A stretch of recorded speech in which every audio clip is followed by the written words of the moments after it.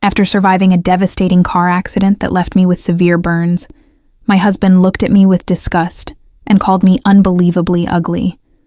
While I lay in the hospital fighting to recover, he abandoned me without a second thought.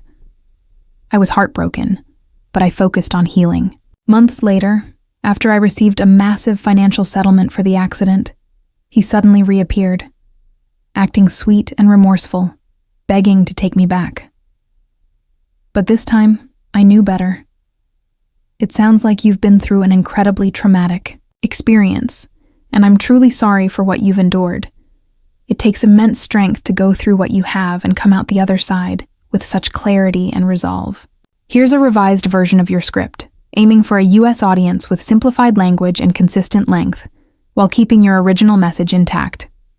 3 months ago, my life changed forever. I'm 34, and I was in a horrific car crash. A drunk driver blew through a red light and slammed into my car.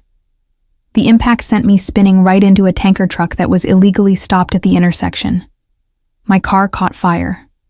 I remember the crash, the intense heat, and then mostly nothing until I woke up in the hospital. I suffered severe burns, mainly on my left side, my face, arm, and leg. I've already had multiple surgeries and skin grafts, and doctors say I'll have permanent scarring. The pain has been constant, and recovery is slow and agonizing.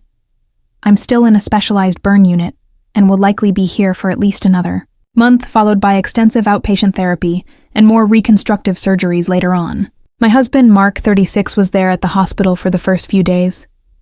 That period is a blur of pain meds. I think I remember him holding my hand by my bedside.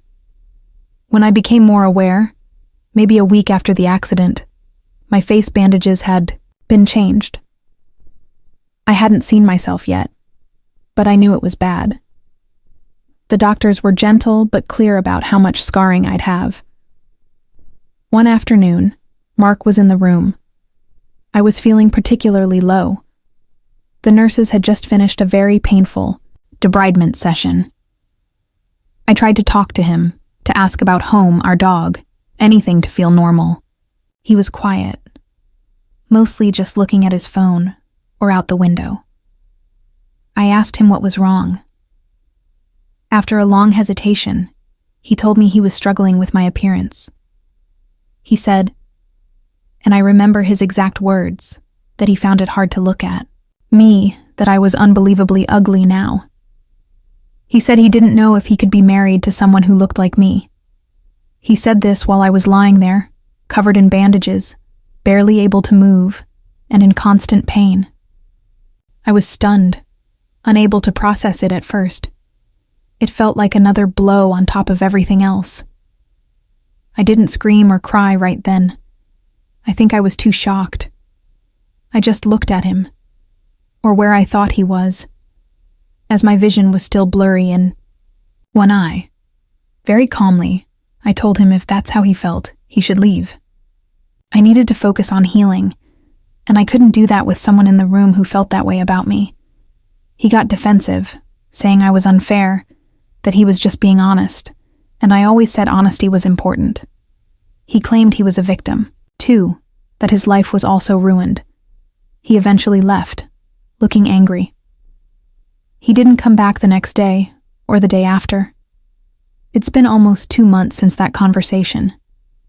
He called my hospital phone a few times in the first week, but I didn't answer. My sister, 30, who has been an absolute rock through all this, told him I wasn't up to speaking. He apparently told her I was overreacting and being dramatic. He hasn't tried to visit. About a month ago, he sent one text asking about mail and the mortgage. My sister has been handling my finances, so that was sorted. Some of his family members have contacted my sister, saying I should be more understanding of Mark's shock and trauma. They said he's very distressed. His mother even suggested the pain medication was making me irrational when I asked him to leave. She said I should call him and apologize for pushing him away during his time of need. This is where I started to wonder, was I too harsh? He was being honest, right? Maybe I should have tried to talk it through, even though what he said was so cruel. I was vulnerable. He was supposed to support me. Instead, he made my trauma about his discomfort with my new face. My sister says I did nothing wrong, that his behavior was monstrous, but his family has me questioning if I overreacted by cutting him off so suddenly. I haven't reached out to him. I've been focused on physical therapy, my neck surgery, and simply surviving each day. The thought of talking to him fills me with dread. So, was I wrong for telling him to leave and then refusing contact after his comments about my appearance post-accident? Update 1 first. Thank you to everyone who commented on my original post. I tried to read every single one, even the harsh ones, though most were incredibly supportive. It helped more than you know to hear from people outside my immediate situation. People asked how I was able to write this given my injuries, which is fair. My burns are mostly on my left side. Thankfully, my right hand and arm were spared the worst, so while it's slow and sometimes painful to sit up and type, I can write using my right hand. My sister also helps by transcribing when I get too tired. Many of you confirmed what my sister has been saying. Mark's behavior was unacceptable, and my reaction was not wrong. A lot has happened in the last month. I was finally discharged from the main hospital a couple of weeks ago. I'm now in a specialized rehabilitation facility closer to my sister's place. She's been amazing, taking time off work to help me get settled and drive me to various appointments. Rehab is intense, hours of physical and occupational therapy every day. Learning to use my left hand again is a struggle, and nerve pain is still a significant issue. My face? It is what it is. I've seen it properly now. Doctors are optimistic about future reconstructive surgeries, but the person I see in the mirror is a stranger. Mark's words about me being unbelievably ugly sometimes echo in my head, especially on bad days. Regarding Mark, he didn't try to contact me directly again after those initial few calls I didn't take at the hospital. However, about a week after my original post, his mother called my sister. She was very persistent, apparently telling my sister that Mark was suffering and that I was being cruel by abandoning him after one little comment made under stress. My sister, who is usually very polite, apparently lost her temper and told her exactly what she thought of Mark and his little comment.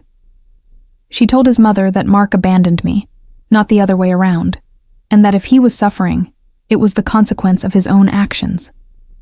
His mother hung up on her. A few days after that, I received a letter at the hospital, which was forwarded to the rehab facility.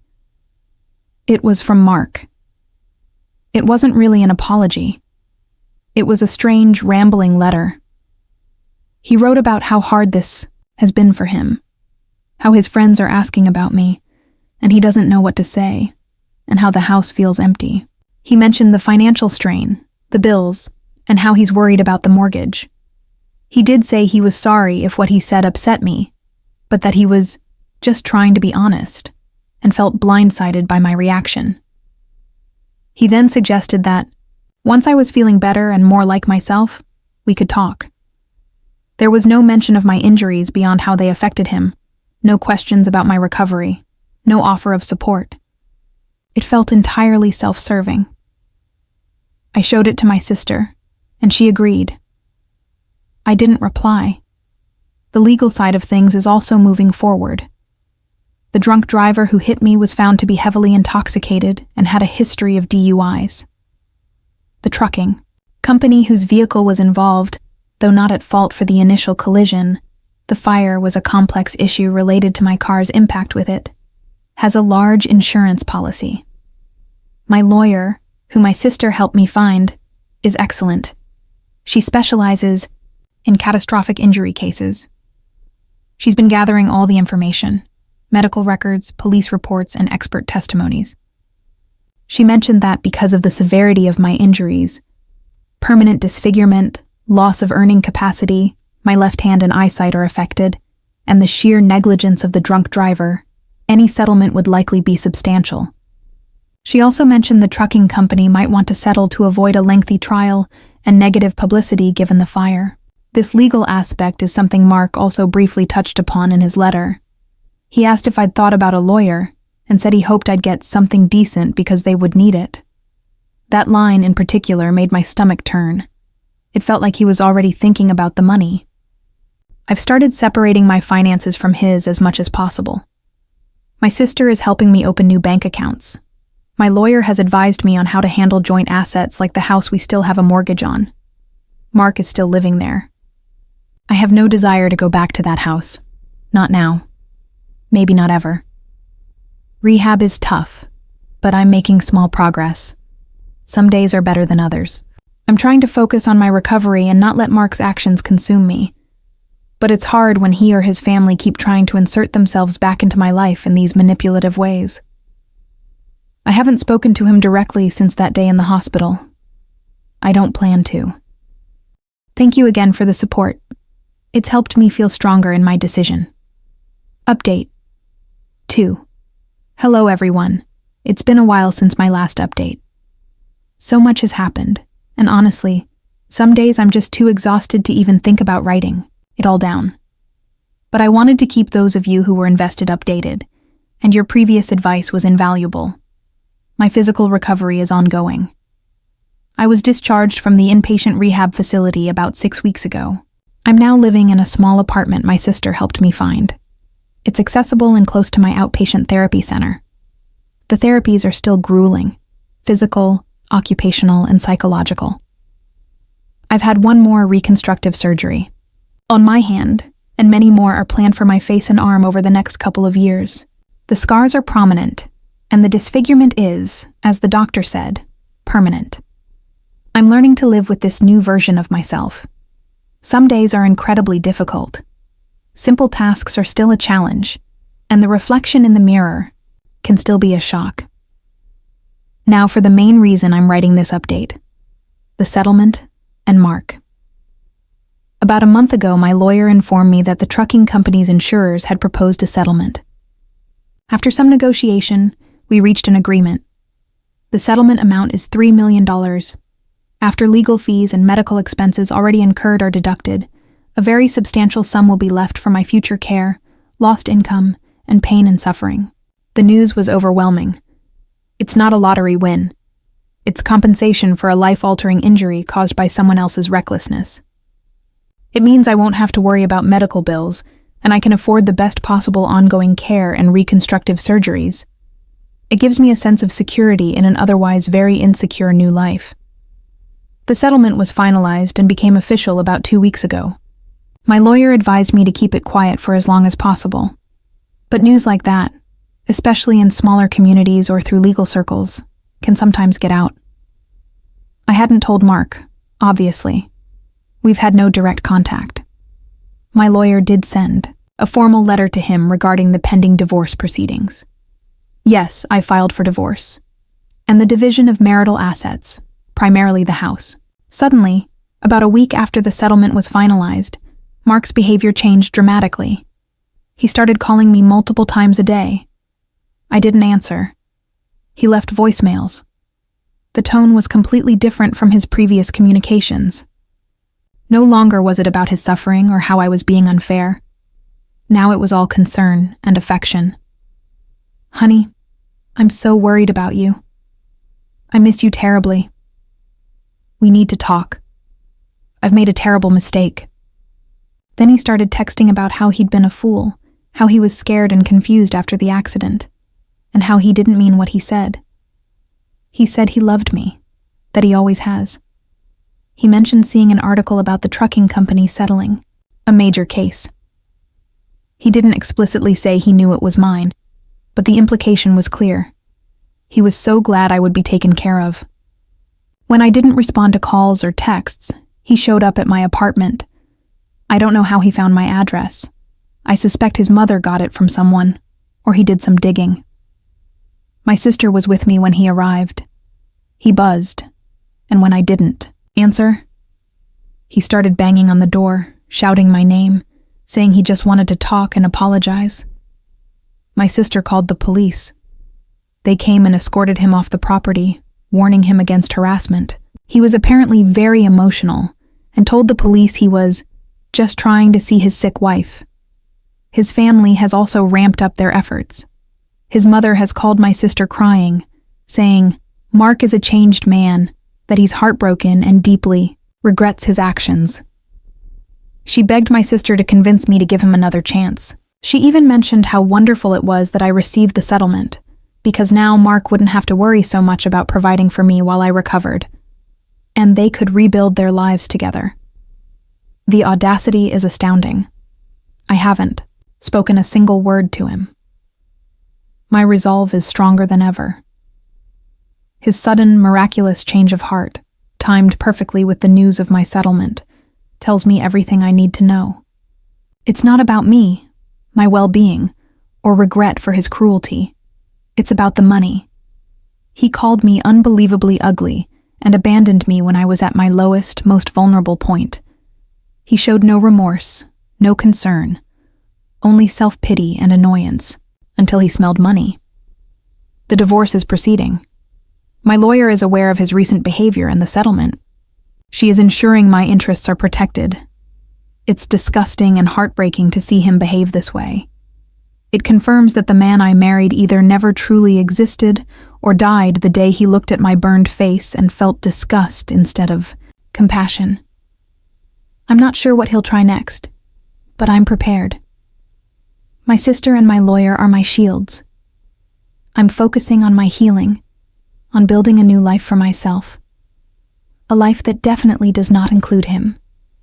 It's sickening to realize that his sudden desire to have me back seems to have a $3 million price tag attached to it. Update 3. It's me again. 2 months have passed since my last update, and things with Mark have unfortunately escalated. His attempts to get back into my life, or more accurately, into my settlement money, have become more desperate and, frankly, more unhinged. After he was escorted from my apartment by the police, he stopped showing up physically for a little while. I think the police warning scared him temporarily. However, the calls and texts continued. If anything, they became more frequent. He would leave long, tearful voicemails professing his undying love, his deep remorse, and how he couldn't sleep or eat because of the guilt. He'd recall old memories, trying to remind me of the good times. It was a constant barrage. I changed my phone number, which brought some peace, but he then resorted to other methods. He started emailing me. My old email address, which I rarely check now, was suddenly flooded. The emails were similar to the voicemails. Pleas for forgiveness, declarations of love, and subtle, and sometimes not so subtle, references to our future, and how we could use the settlement money to get the best care for me and start over. He even sent links to houses and neighborhoods he knew I once liked, talking about buying a new home together. His mother has been relentless. She calls my sister almost daily. Sometimes she's crying and begging. Other times she's angry and accusatory, saying I'm cruel and vindictive, that I'm destroying her son. She even had the nerve to tell my sister that I owed Mark a chance because of the marriage vows, and that the settlement money was marital property, and he deserved a share for his emotional distress and suffering. My lawyer has already clarified the legal standing of the settlement, especially given it's for personal injury post-separation. His abandonment was clear. But his mother seems to believe what she wants to believe. The most disturbing incident happened about 3 weeks ago. Mark somehow found out where I attend my outpatient physical therapy. He waited for me in the parking lot. When I came out, leaning on my cane and feeling exhausted after a tough session, he approached me. He looked disheveled, like he hadn't been sleeping. He immediately started pleading with me, saying he just wanted to talk, to look me in the eyes and tell me how sorry he was. He tried to reach for my arm. I flinched and pulled away.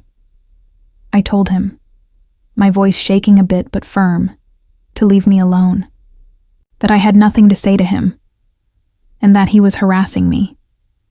He started to get agitated, his voice getting louder. He said I was being cold and heartless, that he loved me. He actually got down on his knees in the parking lot, begging me to take him back. It was a scene. Thankfully, one of the therapists saw what was happening from the window and came out with a security guard.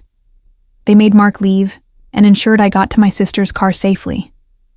After that incident, my lawyer sent him a formal cease and desist letter, warning him that any further contact or attempts to approach me would result in a restraining order application. That seems to have curbed his direct approaches for now, but I feel like I'm constantly looking over my shoulder. The divorce is moving slowly, mostly due to his lack of cooperation regarding the division of assets, specifically the house. He's contesting things, trying to drag it out. My lawyer says it's a common tactic when one party is bitter or trying to exert control. Through all of this, I'm trying to focus on my recovery. The reconstructive surgeries are being planned. I've started seeing a trauma therapist who is helping me process the accident, the disfigurement, and Mark's betrayal. It's a long road. His actions are a constant source of stress and anger, a distraction from the healing I so desperately need to do. He's not showing remorse for hurting me. He's showing desperation because he realizes he threw away a comfortable future when he threw me away. The man isn't sorry. He's sorry he got caught being a terrible person and is now missing out on money. I'm documenting everything, every call, every email, every incident. My sister has been a saint, fielding calls from his mother and generally being my buffer. I don't know what I'd do without her. I just want him out of my life permanently. The fact that he's fighting so hard now, after being so quick to discard me when I was broken and had nothing, is the clearest evidence of his true character. He doesn't want me. He wants what I have. Update 4. Hello again, everyone. It's been a long 6 months since my last update, and I suppose this will likely be my final one on this particular chapter of my life. The situation with Mark reached a rather definitive, though entirely unpleasant, conclusion. The cease and desist letter from my lawyer did deter Mark's direct physical approaches for a while, but his indirect campaign of harassment continued. He used third parties, sent gifts to my apartment, which I promptly returned or donated, and continued his social media lamentations. His mother also kept up her campaign of calls to my sister, alternating between tearful pleas and bitter accusations. It was exhausting for everyone involved.